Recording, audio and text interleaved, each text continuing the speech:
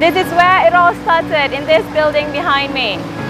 This 5-story building on Jalan Tun Perak, Kuala Lumpur is the Oriental Building. Built in 1932, this building housed Radio Malaya.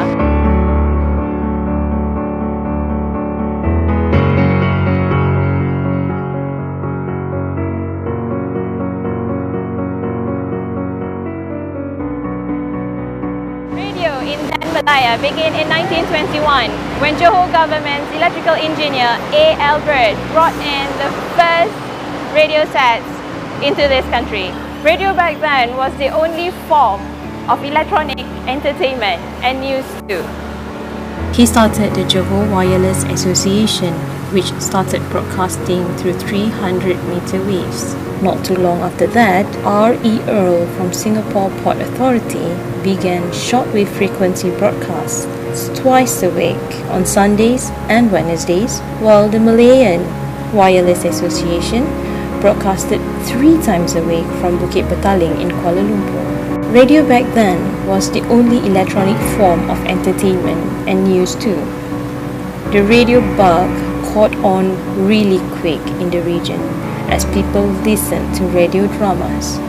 Purely acoustic performance, radio dramas depended on dialogue, music, and sound effects. The soundmen have their jobs cut out for them, gathering sounds from live shows on the radio.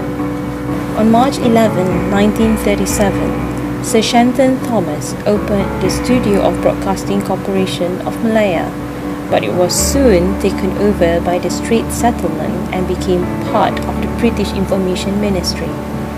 It was later called the Malayan Broadcasting Corporation. Many people turned to the radio to keep abreast of what's going on in the country, until 1942, when Malaya falls into the hands of the Japanese.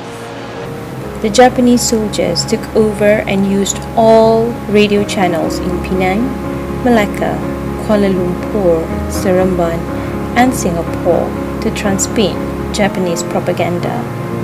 The terror lasted about a year before the British came back into power and reclaimed the stations in 1943. And on April 14, 1946, a broadcasting department, Radio Malaya, was established. Operated first in Singapore, the station was later moved to Kuala Lumpur.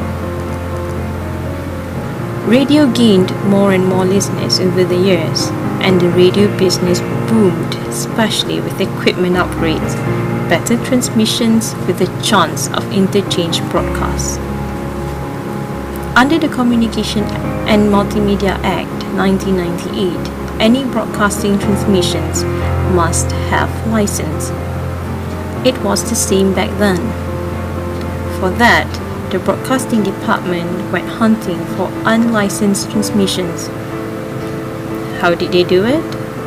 With a van that has what is called a sausage and loop aerial to detect the radio waves.